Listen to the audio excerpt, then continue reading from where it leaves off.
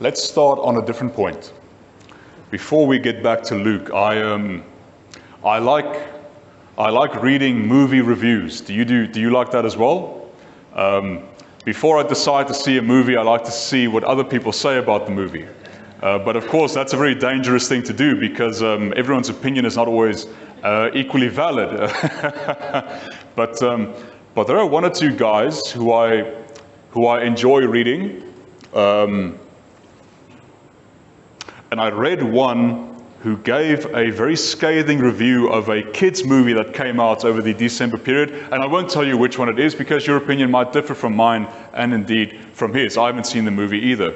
But he wrote a wonderful review in which he said his greatest fear is that parents will want to take their kids to the movies on a Sunday afternoon over that December holiday period.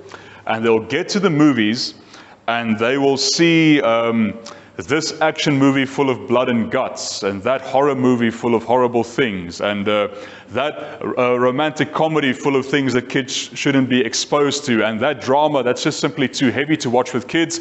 And then there'll be one kids movie showing, and then they'll say, well, how bad can it be? And they'll say, okay, kids, we'll go watch the kids movie. And the way that this guy wrote the review, he ended it by saying, if you're simply taking your kids to see a movie that you think is harmless, or you're going to see it because you think it's harmless, what bad can come? Maybe even if it's a bad movie, how bad can it really be for my child? You are in fact doing them a great disservice, because you're showing them a movie that might be made for kids and animated and have no action and blood and guts and gore in it, but it's also devoid of imagination and life and teaching and spirit.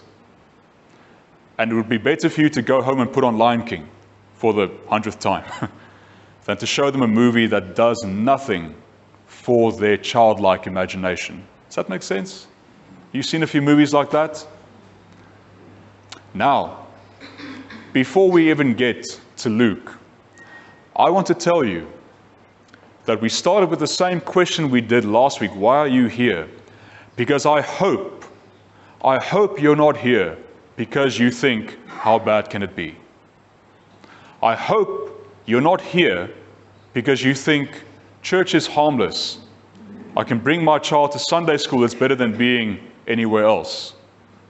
I might not agree with everything, but at least at Sunday school I know they'll get some kind of moral teaching. I hope you don't come to church because you think it's harmless. Because if you do, then just like last week, sadly, you might be in for a surprise today. Because when Jesus met a crowd of people on a plane, there was nothing harmless about it. There was nothing dull about it.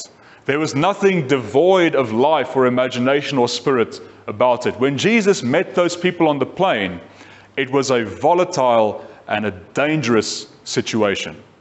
And as much as he blessed a bunch of people, he cursed and drew the ire of a whole nation of politicians and leaders and scribes and Pharisees and priests and Romans and all the rest. But let's not get ahead of ourselves. Let's go back to that first slide. Actually, Doug, I'll run this. Thank you. So, Jesus is with the people. Now, again, if you read the account from Matthew, it's called the Sermon on the Mount. Because why? Because he's standing on the side of a mountain. So Jesus is standing at the top, and actually when Jewish rabbis teach, they don't stand, they sit down.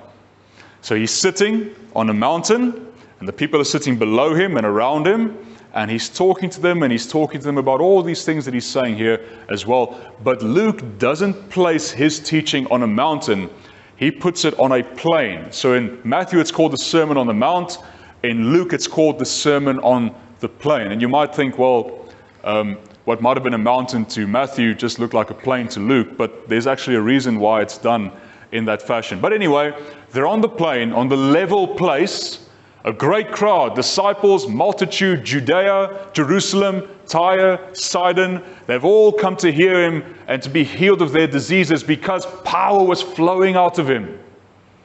And simply to be near him was to be healed of your ailment. And you can imagine how many ailments people had before modern medicine and dentistry and physiotherapy and being able to set bones and things like that. And so everyone who came near him was healed by this incredible power flowing out of him. And just when it might seem that he might truly be the King of Israel, the one that they expected, he says this.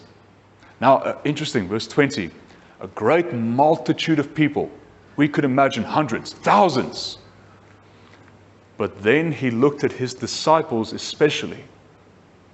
And he said, "Blessed are you who are poor, for yours is the kingdom of God. Blessed are you who are hungry now, for you will be filled.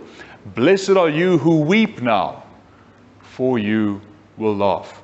Blessed are you when people hate you, and when they exclude you, and revile you, and defame you on account of the Son of Man. In fact, rejoice in that day, leap for joy, because surely your reward is great in heaven, for that is what their ancestors did to the prophets, the real prophets." In Matthew, if you read the Sermon on the Mount and the Beatitudes, it says, "Blessed are those who are poor in spirit. Blessed are those who hunger for righteousness. Blessed are those who weep." Every time those.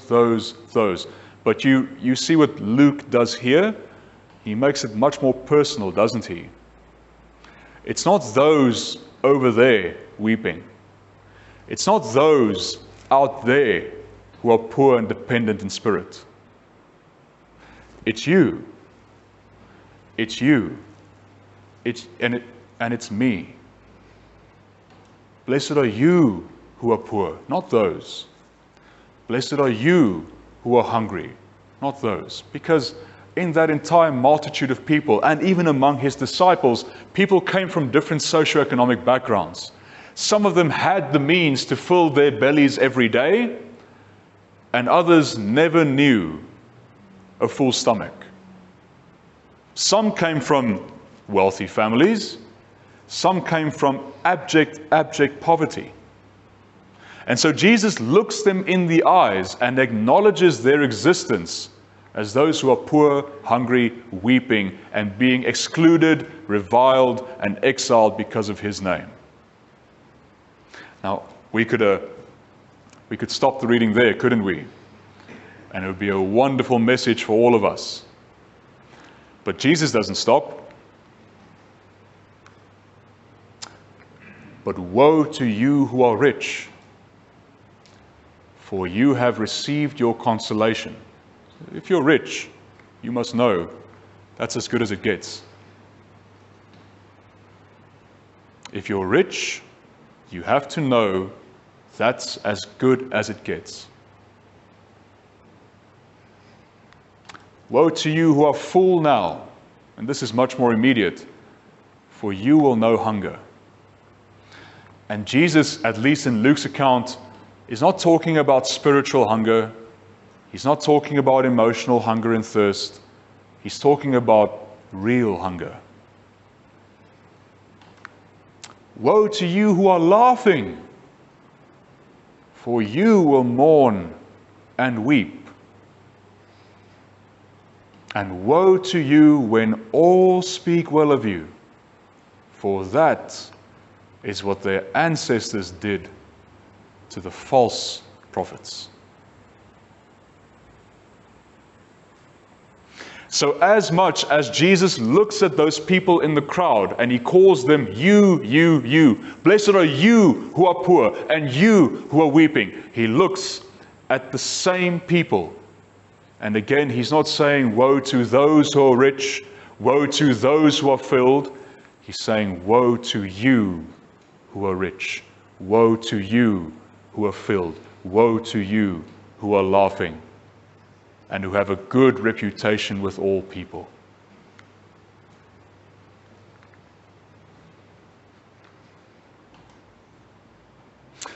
The community that Luke was writing to, we know that Luke wrote the Gospel of Luke, but he also wrote the book of Acts. It's a double header. He wrote these two books to be read as a unit. And we know that Luke wrote quite a few years, decades, after the events of Jesus' life and death and resurrection. And we know that he's writing in particular a historical account, a reliable account for this new church in Jerusalem and in all the world, to refer back to about the life of Jesus. So he's not writing for us. We're just the benefactors of what he's saying. He's writing for a people who needed his words crucially in that moment. And what we know about this new church from Acts chapter 2 and 3 is that when they came together and became a church in Jerusalem, they gathered all their possessions, everything they had, and the poor had nothing and the rich had a lot, and it didn't matter because they gathered everything and they liquidated the assets. They sold it, or they brought it if it had some value, and they distributed it amongst each other inasmuch as everyone had need. Did you eat 3 days ago? Here's a bigger piece of bread for you than for the one who ate this morning. Do you have massive debts that you must pay off? Well, I live in riches, and so I can supply, not for you, for the community, and the community takes care of itself. The church has always been this weird mixed bag of people. And the call has always been to make sure that the least of us are taken care of by those who have more. That's Luke's context. That's what Luke is saying. That's who he's writing for. And as much as he's writing for them, he is also, in a particular way, I think, writing for us. Because I wonder, and as you know, when I wonder these things about you, I wonder them about myself, first and foremost.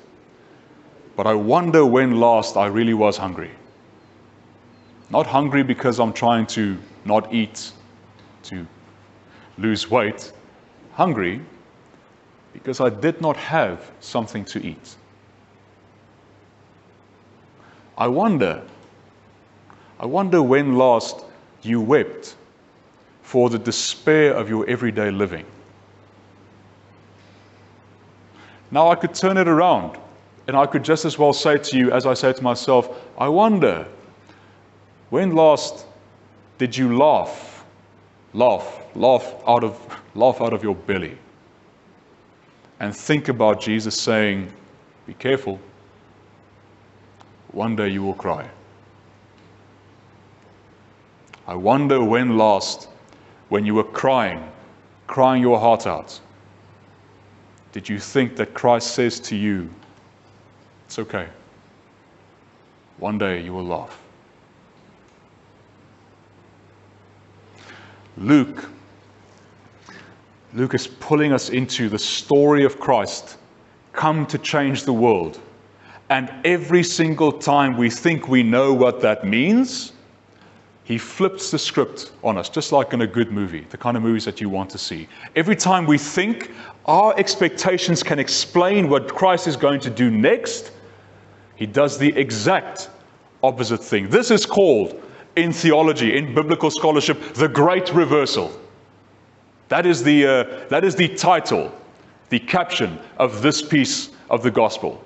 Is Christ coming and turning the world on its head, saying to the rich, you will be poor, saying to those who are weeping, you will laugh, saying to those who are accepted by all people, one day you will be reviled in the name of Christ. But that's not why it's the great reversal, because if it was, then for better or for worse, it was too dependent on you and I. And as we know, you remember Jeremiah 17 that Caleb read for us? The heart is deceitful above all things, but God tests the mind, tests the heart, knows the intent of man. If it was up to us, we could probably take these verses, the blessings and the woes, and we could probably send them off to some politician, and in a few years we might have some kind of bill that passes Parliament, and that ensures that everyone gets what they need and what they deserve. But it's not about us. It's not about the bills we can pass. It's not about the policies we can put in place. It's not about any of that. It's about Christ and Christ alone. And here's the reversal. In Matthew, Jesus is sitting on a mountain.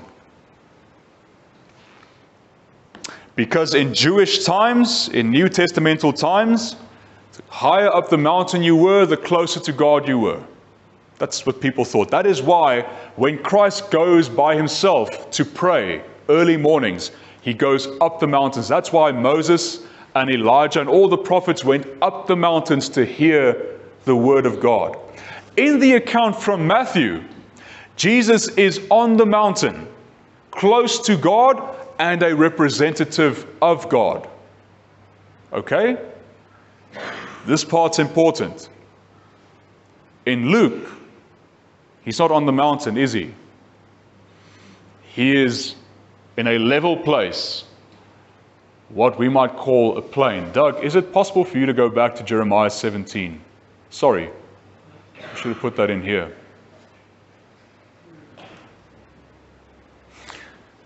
He's standing, verse 6 and 7, in the desert.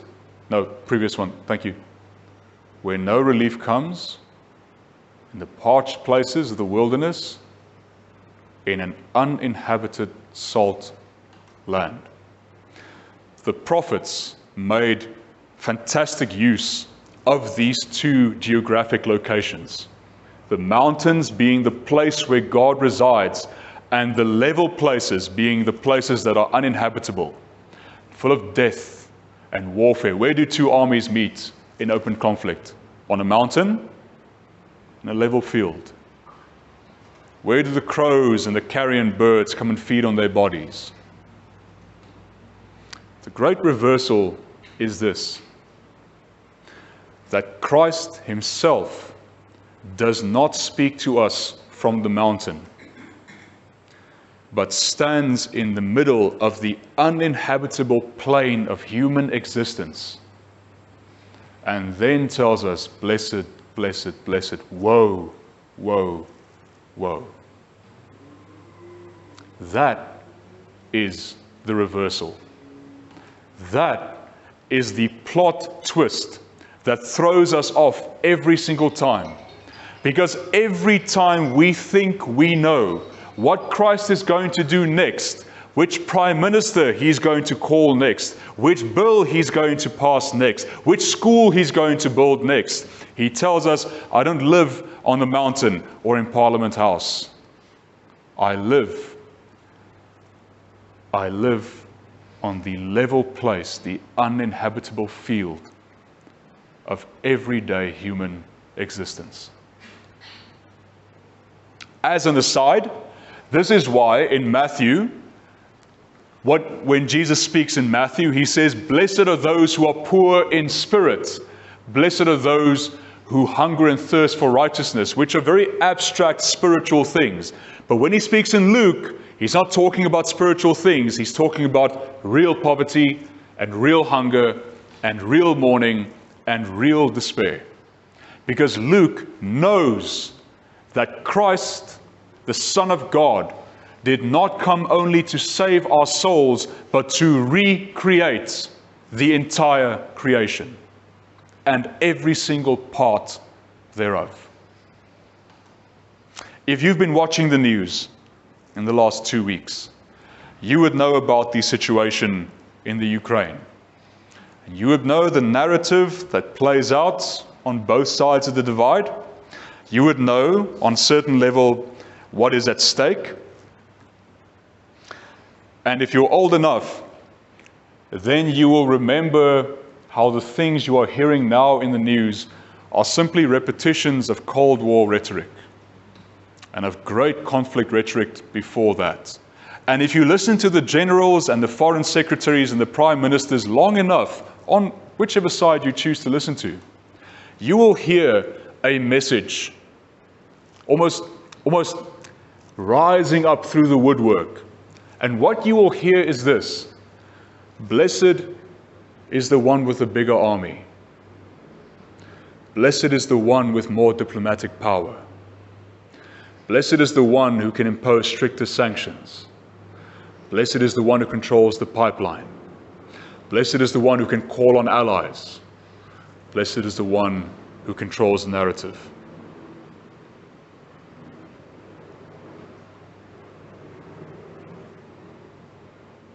If you're much interested in local politics, you might notice the same trend, the same thing happening with our leaders. Blessed is the one who can hide his scandals the longest. Blessed is the one who can fling the most mud. Blessed is the one with the deepest pockets. Blessed is the one who comes out on top.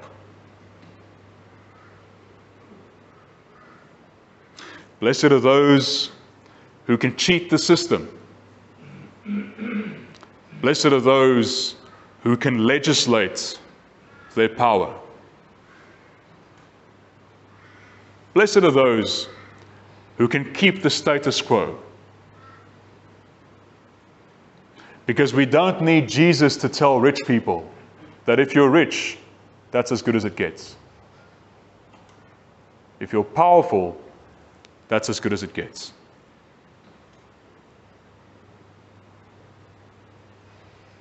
I can scarcely imagine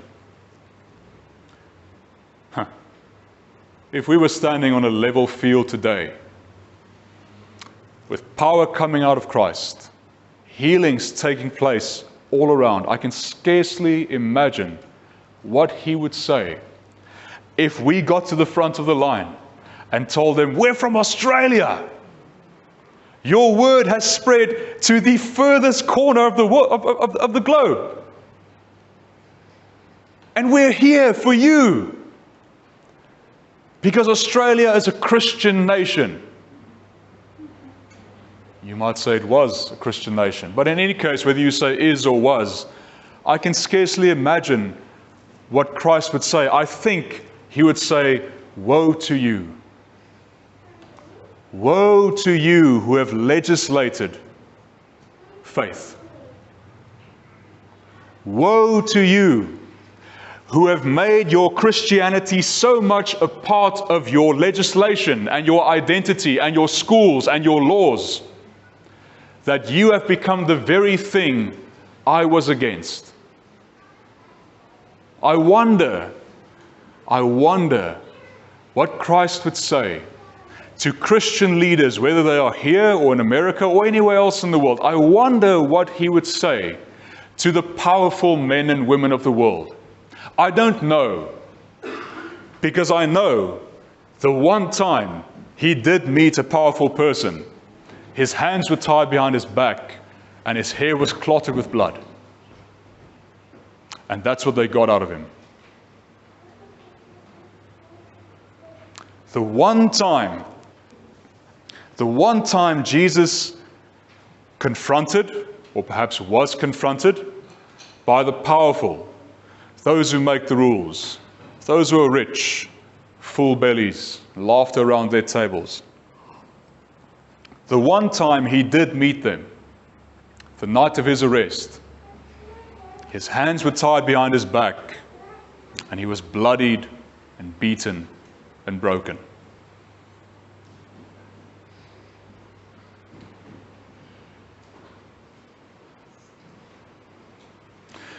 Now, are we the poor? Are we the mourning? Are we the despairing? Are we the exiled and reviled? Are we the rich, the hungry, the laughing, the ones with good reputations? On a certain level, are we somewhere in between? Are we painfully aware of how much we have, and yet we find it so hard to share? Well, I think we're doing okay. I think if you're part of our North Lakes Uniting Facebook group, not the page, the group, then you will see these photos that Monica puts up every week. And you will know that when people come to this church on Sundays, they put something small in that basket in the front. Well, sometimes it's not small, sometimes there's no space in the basket. And they put in 2-minute noodles, box of Cocoa Pops, bar of soap, maybe something else, some pasta, some tuna. And this is an encouragement for each of us, for each of you.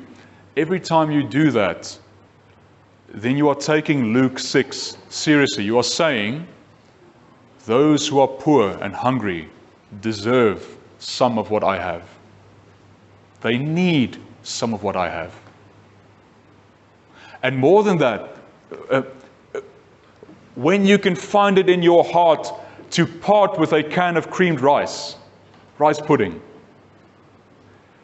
then you are in a certain sense becoming one with the poor and the hungry and the weeping and the exiled. And then you are, if even a little bit, blessed and blessed. I'm not asking you to fill the basket with goods. And as Chris said, we're not asking you to look at the finance reports and make sure we come out in some kind of better situation. I'm asking you to rethink the reason you are here. And at the beginning of the year, it is fair to say I'm asking you to rethink the reason you'll be coming to church for the rest of 2022. Because if you come here thinking it's harmless, if you come here thinking, well, of all the ways I could spend my Sunday morning, church is probably not the worst, then you should come back and keep listening. Because this is not a harmless gospel. This is not a harmless book. This is not a harmless story. And Christ is not a harmless God. You know, C.S. Lewis, great Christian writer, wrote the Chronicles of Narnia. There's a passage in there that didn't make it into the movies. But the little girl, I forget her name, is talking to Mr. Beaver. Mr. Beaver is one of the prophets in the book, if you will. And they're talking about Aslan, the king of Narnia, the lion. And they're talking, and Mr. Beaver can't stop talking about how wonderful Aslan is and how gracious he is and all the others. And at one point, this girl, I forget her name now for a second, but it doesn't matter. She says to Mr. Beaver, when she finds out he's a big lion with teeth and claws and all the rest, she said, a lion? Well, is he safe? And Mr. Beaver says, safe? Who said anything about safe? But he's good.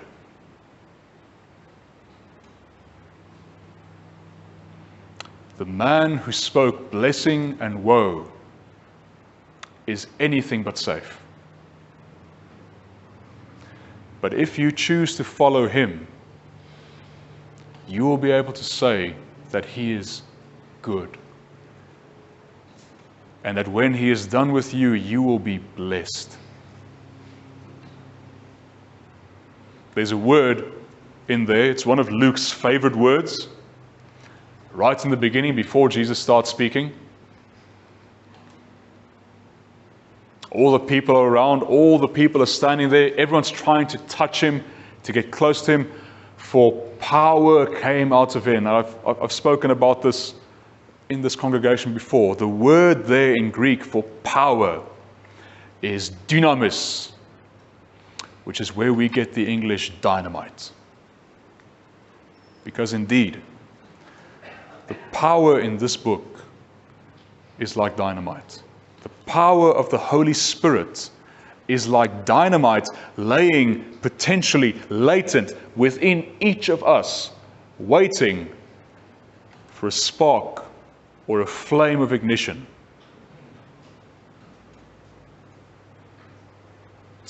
It's not safe. It's not safe being a Christian. It involves lots of weeping, hunger, mourning, exile, mockery. It does not involve lobby groups fighting for your rights in Parliament. I can tell you that. It involves looking yourself squarely in the eye and asking about your own means, privilege, riches, filled bellies, and asking, how can I be with those who have nothing, who belong to God nonetheless? And when you side with the hungry, mourning, and poor, then you become blessed. And if you side with them simply because you have the compassion of Christ for other people, then you become blessed. And when you mourn for everyone who lives in the level place of despair in this life, then you become, with all of them, blessed. And that's a dangerous thing. In fact, in closing, I think, on the balance of all things, I think it is worse to be blessed by Christ than to hear his curses. Because if you are cursed, if you are told, woe to you and you and you, well, that's it. Then you know where you stand. But if you are called blessed, if you are blessed by Christ, man, you've got to hold on to your seat. Because it's not harmless. It changes everything for you and for the people that you touch on a daily basis. Does that make sense? Keep asking yourself why you're here. Ask yourself every day, why am I here? Why am I doing my devotion? Why am I praying to God? Why am I on my knees when I pray? Why do I mourn for those who have nothing? Why do I feel so uneasy about this wonderful food on my table? Keep asking yourself. And be very careful that the reason never becomes because it's harmless. Let's pray. Worship team, if you come to the front, we'll pray. And then we will sing the greatness and also the volatile, dynamite, dangerous power of the Lord. Let's close our eyes, pray, and then stand.